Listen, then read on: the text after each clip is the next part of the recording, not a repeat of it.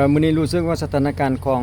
สายน้ำเงิมขึ้นหลายพี่น้องขึ้นอย่างไวว่าเลยตอนเช้าของวันที่9เดี๋ยวข้าพเจ้าจะพาทุกท่านติดตามเบิ่งสถานการณ์ของน้ำในปัจจุบันอยู่ที่ขวาอาคารน้ำเงิมเขตบ้านทางอนอีกทีหนึ่งสำหรับร้านอาหารสองฝากฟังสายน้ำเงิมเฮาพี่น้องติดตามและอัปเดตล่าสุดอีกทีหนึ่งมาติดตามสถานการณ์ของน้ำในน้ำเงิมในปัจจุบันให้ทุกท่านได้เบิ่งอีกทีหนึ่งพี่น้องช่วงเช้าของเดือนช่วงเช้าของวันที่9เดือนสิงหาปี2026ให้ทุกท่านได้เบิ่งความคืบหน้าของระดับน้ำเนาะของระดับน้ำอยู่เขตบ้านทองอนเฮาตอนนี้ข้าพเจ้าอยู่ที่ฝากฟังของบ้านไฮเขตทางอนนะพี่น้องเป็นโซนของร้านอาหารลาวเดิมชมเงิมติดตามสถานการณ์ของน้ำล่าสุดวันนี้ปัจจุบันให้ทุกท่านได้เบิ่งน้ำเงิมขึ้นยางไว้ว่ามาในช่วงเช้าของวันที่9นี่พี่น้องเอ้ยนี่โซนที่ว่ายางเขาไปหาอาหารของเพื่อนนะครับว่าจุดนี้เป็นเดินจอดรถเนาะเป็นลานจอดรถของทางอาหารเพื่อนแต่ว่าเป็นโตสั้นลุมแต่ว่าแต่ถึงยังไรก็ยังก็ตามแต่ว่าทางอาหารเพื่อนก็มีเดินจอดรถอยู่2สั้นเนาะถึงจะสั้นนี่จะน้ำท่วมแต่ว่าเพื่อนยังมีสั้นเทิงอีกสั้นเทิงกว้างขวาง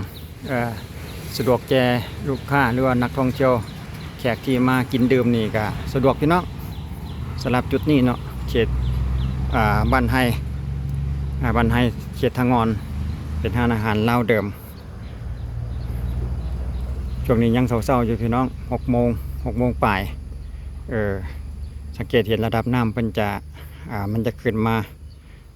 อยู่ในเดินจอดรถแล้วเนาะในเวลานี้ช่วงเดือนสิงหาถือว่าฝนนี่ต่อเนื่องบ่มีบ่ได้เซาเลยบ่ได้หยุดหย่อนเลยเนาะสำหรับฝนมาช่วงเดือนสิงหาปีนี้นะเดี๋ยวเราจะพาทุกท่านไปเบิ่งอีกฝากฝั่งหนึ่งเบื้องบ้านทัศวางเขตทางอนอีกทีหนึ่งว่าระดับน้ำอยู่ในจุดนั้นจะเปลี่ยนขึ้นเอาใดอีกทีหนึ่งเนาะเดี๋ยวเราจะแล่นรถข้ามกว่าไปเบิ่งอีกทีหนึ่ง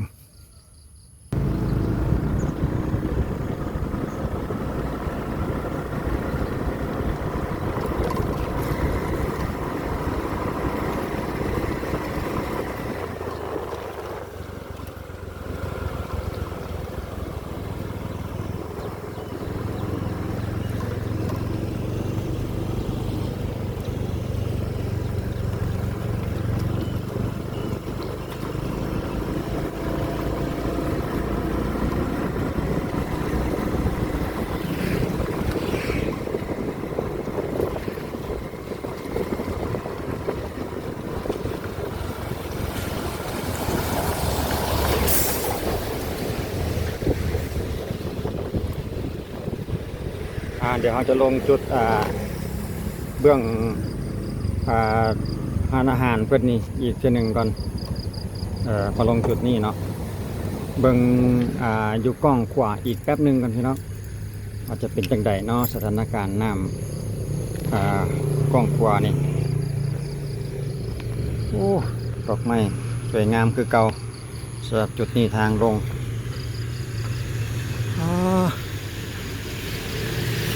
น้ำน้ำจะมาหลายเนาะตกต่อเนื่องบนจุดบจรเลยมาเป็นอาทิตย์แล้วพอท่านได้เห็นแดดจากบาดป่านนี้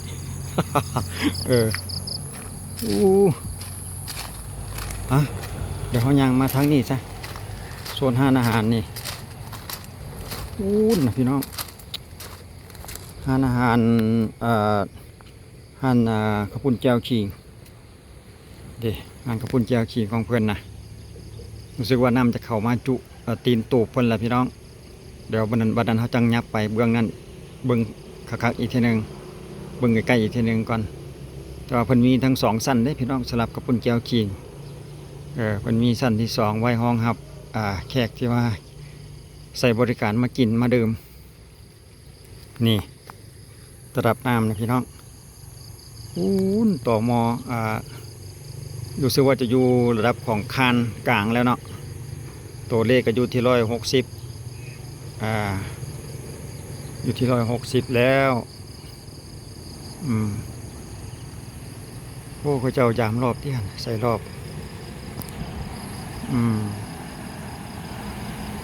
ฮะก็อยู่ประมาณนี้สำหรับโซนนี้เนาะน้ำขึ้นไวว่าปีนี้นะสำหรับสายน้ำเงิมในปัจจุบันเพื่อก็ยังให้บริการอย่างปกตินะละวะพี่น้องเกี่ยวกับอาหารการกินหรือว่าขี่เรือแพชมสายน้ำเงิมนะในตอนแรกเราจะมาเห็นนักท่องเที่ยวมานักแขกคนมากินมาใช้บริการหลายในปัจจุบันข้าพเจ้าก็ติดตามสถานการณ์ของน้ำแบบนี้ไปตลอดพี่น้องช่วงนี้นะหากว่าระดับน้ำมีการเปลี่ยนแปลงจะเพิ่มหรือว่าจะลดนี่ข้าพเจ้าก็จะอัปเดตให้ทุกท่าน FC เพื่อว่ามีพี่น้องลาวเฮาไปเฮ็ดเวียกอยู่ต่างถิ่นต่างแดนว่าจะไปฟังไทยไปเกาหลีหรือว่าอยู่ทางอเมริกาได้เบิ่งสถานการณ์บ้านเมืองลาวเฮานำแบบนี้นะสถานการณ์ของน้ำขึ้นลงหน่อยหลายซ้ำใดอยู่ในขอบเขตเมืองไซธานีนครหลวงเวียงจันทร์พี่น้องในจุดที่ว่าข้าพเจ้ายืนอยู่ในปัจจุบันเนี่ยเนาะเขตบ้านทางงอนสายน้ำเงิมเดี๋ยวเขาจะไปอีกฝากฝั่งหนึ่งของข้าวปุ้นเจียวขิงเบื้องนั้นพูดอีกทีหนึ่งทางอาหารอุ่นคำนำโชคอีกทีหนึ่งว่าน้ำจะอยู่ในระดับใด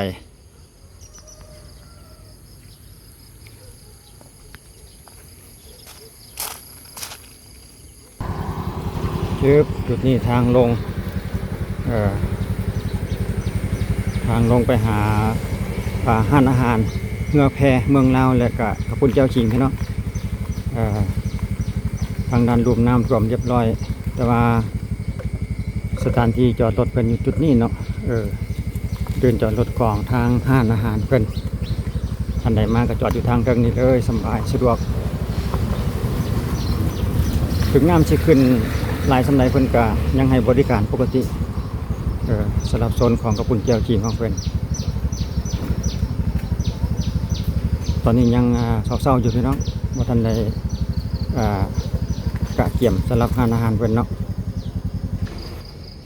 ยังลุยน้ำบานนี่สังเกตเห็นน้ำบ่พี่น้องมันขึ้นมาเมื่อคืนนี่นะ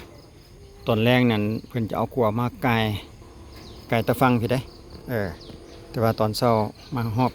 พอแต่มาฮอดตอนเช้าก็ปรากฏว่าน้ำจะขึ้นมาจนทางขึ้นขัวนี้ท่วมไป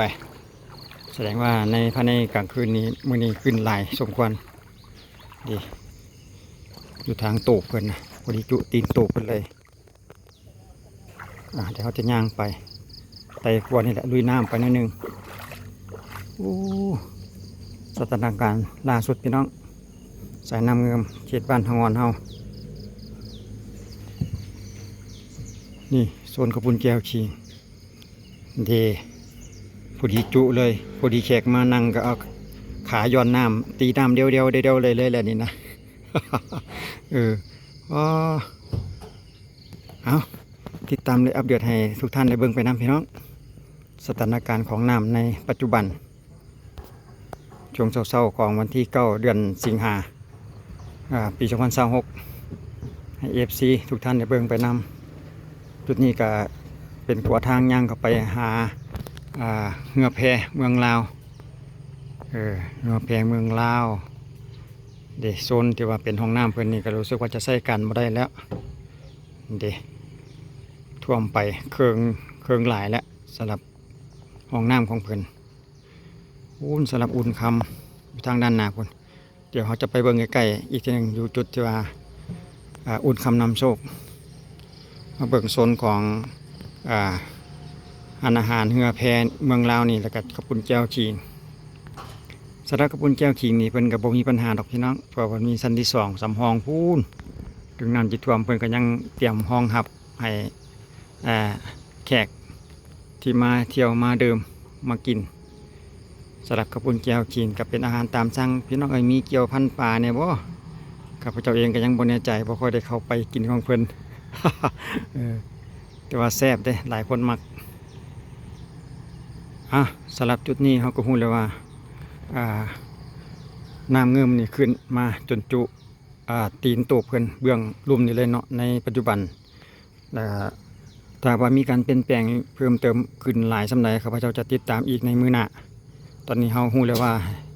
กำลังฮอดตีนตูบสำนี้เนาะนี่นะเอามาสังเกตเบิ่ง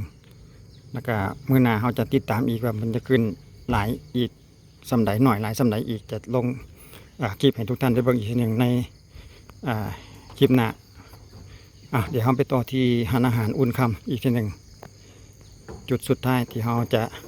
ติดตามสถานการณ์ของน้ำนี่กระถางดอกไม้เพิ่นก็เกียมเลยได้นี่เกียมที่จะยับจะง่ายขึ้นไปจุดที่สูงทางเส้นเทิงในเพิ่นก็ราดยางเป็นที่เรียบร้อยแล้วพี่น้องเลยจุดนี้ทางเส้นเทิงอยู่เขตเงินแพนี่แหละข้าพเจ้าจะเรียนไปตรงเบิ่งอยู่จุดที่ว่าของอุ่นคำเงินแพอุ่นคำอีกทีหนึ่งก็เลยเอาสถานการณ์ของทางไปนำสภาพทางเส้นเทิงในปัจจุบันให้เบิ่งไปนำเพราะว่าเมื่อก่อนนี้เป็นทางขี้ดินเป็นทางดินแดงแต่ทีนี้เป็นการลาดยางมาเป็นสันที่เทิงก็สบายกว่าเก่าแล้วพี่น้องสะดวกถึงจะไม่ได้ดีไม่ได้มาตรฐานแต่ว่าก็ยังไปง่ายมาง่ายกว่าทางดินแดงนะกว่าทางเดิมมันมาหอจุดนี้จะเลี้ยวซ้ายลงไปจุดนี้เพิ่นว่าเมื่อก่อนจะเป็นทางพักเก่าเพราะฉะนั้นเลยทางพักแต่บ่ทันได้มีขวบพุ่นแหละข้าพเจ้าเองมาอยู่ลาวได้ประมาณ30 ปีนี่ก็ยังมาบ่ทันบ่ทันออกไปตอนข้าพเจ้ามาก็เห็นขวาแล้วนะจุดที่ว่าเป็นแพเป็นพักข้ามฟากนี่บ่ทันได้เห็นเทื่อเด้อในระยะ30 ปีที่มาอยู่นี่เด้เดี๋ยวหาบ่อนจอดรถก่อนแป๊บหนึ่ง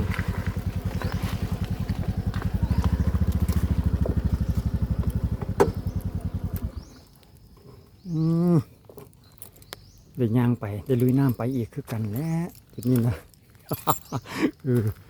โอ้ห้องน้ำเพิ่นก็เรียบร้อยอีกคือกันพี่น้องเด้โทดูว่าขึ้นยังไว้ว่านำเงิมเฮาในช่วง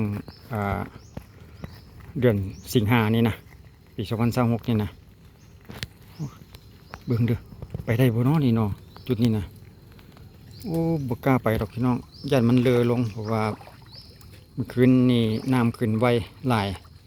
จนขัวในกายนี่น้ำจนมาฮอดระดับนี้เลยเนาะเด้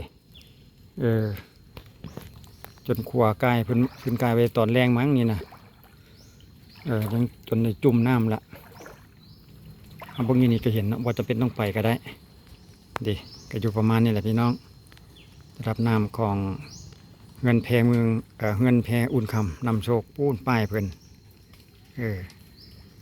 เงินแพอุ่นคำนำโชคอยู่จุดนั้นพุทธก็จะมีเพียงสำนี้แหละพี่น้องสั้นๆติดตามสถานการณ์ของน้ำให้ทุกท่านได้เบิ่งไปนำFCได้เบิ่งไปนำก็จะเฝ้าระวังแล้วก็ติดตามให้ทุกท่านได้ฮู้ไปเพื่อท่านใดที่ว่าบ่ทันได้มาอยู่ในเงินแพหรือว่ามาในเขตขวดทางก่อนเนี่ยนะก็จะได้ฮู้นํกันว่าโอ้สถานการณ์น้ำอยู่ขวานี่เป็นจังไดน้ออยู่เงินแพเป็นจังไดแล้วน้อในปัจจุบันสินะข้าพเจ้าก็เป็นตัวแทนได้มานำเสนอเพื่อแบ่งปันข่าวสารเกี่ยวกับสถานการณ์ของน้ำในปัจจุบันในฮู้ไปนำในช่วงเดือนสิงหาปี2026นี้น้ำจะเป็นจังไดเนาะอยู่ทางภาคเหนือทางภาคใต้เพิ่นก็ท่วมกันนักหนาสากันได้ตามที่ว่าข้าพเจ้าได้เบิ่งข่าวนำสื่อออนไลน์ต่างๆเนาะข้าพเจ้าก็เลยเป็นตัวแทนอยู่ทางเขตบ้านใกล้เคียงแบบนี้แหละที่บ้านทางงอนเฮาในปัจจุบันนี้ก็ขึ้นมาแต่ว่ากับบ่ทันได้มีความเสียหายแต่จังใดขอบใจ FC การติดตามและรับชมว่าจะเป็นภายในและที่ต่างประเทศเนาะจะเป็นพี่น้องลาวเฮาไปเหตุการณ์อยู่ต่างแดนก็ดีเนาะหรือว่าอยู่ทางอเมริกาอยู่ทางไทยฝั่งไทยหรือทางเกาหลีต่างๆที่ว่าสามารถรับชมช่องของป่าวีที่แดนลาวได้ก็ให้อยู่ดีมีแห้งทุกท่าน เหตุเวียกเหตุการณ์ก็ให้ประสบความสำเร็จในหน้าที่ร่ำรวยโชคมานกันทุกคนทุกคนในปีนี้และปีต่อๆไปเอาไว้เจอกันในคลิปต่อไปพี่น้องสำหรับคลิปนี้ขอบใจสบายดี